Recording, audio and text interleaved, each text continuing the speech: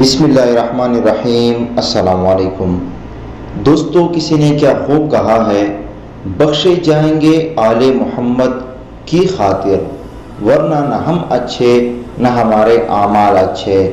دوستو، ایک خوبصورت ویڈیو آپ کی خدمت میں پیش کرنے جا رہے ہیں، جو کہ توبہ نصوح کیا ہے، توبہ نصوح کسے کہتے ہیں۔ تو دوستو، ویڈیو شروع کرنے سے پہلے آپ سے چھوٹی سی گزارش ہے، اگر آپ نے چینل سبسکرائب نہیں کیا تو سبسکرائب کیجئے اور بیل بٹن کو دبا دیجئے۔ تو آئیے اپنا ویڈیو شروع کرتے ہیں۔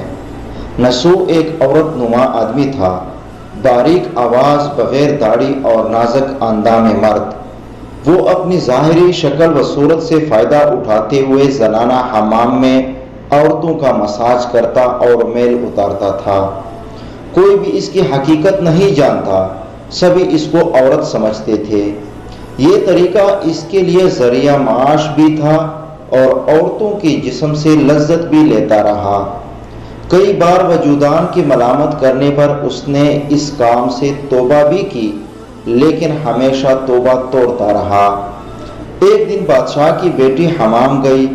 حمام اور مساج کرنے کے بعد پتہ چلا کہ اس کا ہار یا ہیرا جو بھی تھا کھو گیا ہے۔ بادشاہ کی بیٹی نے حکم دیا کہ سب کی تلاشی لی جائے۔ سب کی تلاشی لی گئی، ہار یا ہیرا نہیں ملا۔ نصوح رسوائی کے ڈر کی وجہ سے ایک جگہ چھپ گیا تھا۔ جب اس نے دیکھا کہ شہزادی کی کنیزیں اسے ڈھونڈ رہی ہے، تو اس نے سچے دل سے خدا کو پکارا اور خدا کی بارگاہ میں دل سے توبہ کی اور وعدہ کیا کہ آئندہ کبھی بھی یہ کام نہیں کرے گا، یا اللہ میری راج رکھ لے۔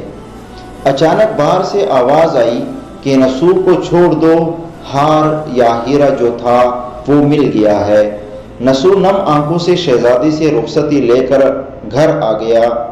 نصوح نے قدرت کا کرشمہ دیکھ لیا تھا اور ہمیشہ ہمیشہ کے لیے اس کام سے توبہ بھی کر لی۔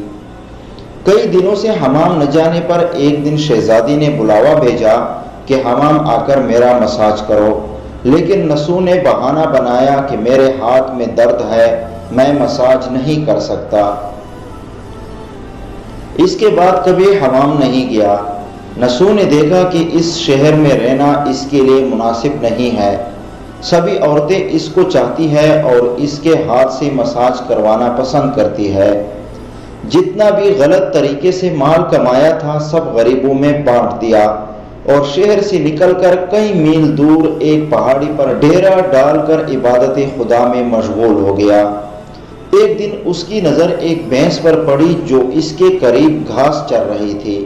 اس نے سوچا کہ یہ کسی چرواہے سے بھاگ کر یہاں آ گئی ہے، تب تک میں اس کی دیکھ بھال بھی کر لیتا ہوں جب تک اس کا مالک نہ آئے۔ لہٰذا اس کی دیکھ بھال کرنے لگا۔ کچھ دن بعد بھینس نے بچہ دیا اور نصوح اس کا دودھ استعمال کرنے لگا۔ کچھ دن بعد ایک تجارتی قافلہ کے افراد راستہ بھول کر ادھر آ گئے، جو سارے پیاس کی شدت سے نڈھال تھے۔ انہوں نے نصوح سے پانی مانگا۔ نصوح نے سب کو دودھ پلایا اور سب کو سیراب کر دیا۔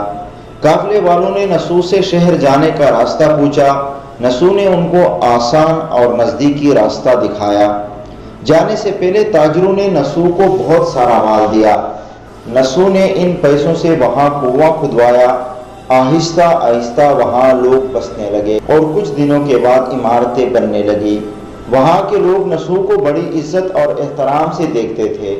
رفتہ رفتہ نصوح کی شہرت بادشاہ تک پہنچی، وہی بادشاہ جو اس شہزادی کے باپ تھے۔ بادشاہ کے دل میں نصوح سے ملنے کا بڑا اشتیاق پیدا ہو گیا۔ انہوں نے نصوح کو پیغام بھیجا کہ بادشاہ اس سے ملنا چاہتے ہیں، مہربانی کر کے دربار تشریف لے آئیں۔ جب نصوح کو بادشاہ کا پیغام ملا، انہوں نے ملنے سے انکار کر دیا اور معذرت چاہی کہ مجھے بہت سارے کام ہیں، میں نہیں آ سکتا۔ بادشاہ کو بہت تعجب ہوا۔ انہوں نے کہا کہ اگر نصوح نہیں آ سکتے ہم خود اس کے پاس جائیں گے۔ جب بادشاہ نصوح کے علاقے میں داخل ہوئے، خدا کی طرف سے ملک الموت کو حکم ہوا کہ بادشاہ کی روح قبض کر لے۔ اس زمانے کی رسم و رواج کے مطابق اور بادشاہ کو نصوح سے ملنے کی وجہ سے لوگوں نے نصوح کو تخت پر بٹھا دیا۔ نسو نے اپنے ملک میں عدل اور انصاف کا نظام قائم کیا اور اسی شہزادی سے شادی کر لی۔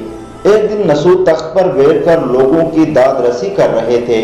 ایک شخص وارد ہوا اور کہنے لگے کہ کچھ سال پہلے میری بھینس گم ہو گئی تھی، آپ کی عدالت سے اپنی بھینس کا طلبگار ہوں۔ نسو نے کہا کہ تمہاری بھینس میرے پاس ہے، آج جو کچھ میرے پاس ہے وہ تمہاری بھینس کی وجہ سے ہے۔ نسو نے حکم دیا کہ اس کے سارے مال اور دولت کا آدھا حصہ بھینس کے مالک کو دے دیا جائے۔ وہ شخص خدا کے حکم سے کہنے لگا، اے نسو جان لو، نہ میں انسان ہوں اور نہ ہی وہ جانور بھینس ہے، بلکہ ہم دو فرشتے ہیں، تمہیں امتحان کرنے کے لیے آئے تھے۔ یہ سارا کا سارا مال اور دولت تمہارے سچے دل سے توبہ کرنے کا نتیجہ ہے۔ یہ سب کچھ تمہیں مبارک ہو۔ وہ دونوں فرشتے نظروں سے غائب ہو گئے۔ اسی وجہ سے سچے دل سے توبہ کرنے کو توبہ نصوح کہتے ہیں۔ دوستو، اللہ تعالیٰ سے دعا ہے کہ اللہ اپنے رحمت کے سارے دروازے ہمارے لیے کھول دے اور ہمیں بھی توبہ نصوح کرنے کی توفیق عطا فرما دے۔ آمین ثم آمین یا رب العالمین۔ دوستو، اگر آپ کو ویڈیو پسند آئی ہے تو لائک، شیئر اور چینل کو سبسکرائب کرنا نہ بھولیں۔ شکریہ۔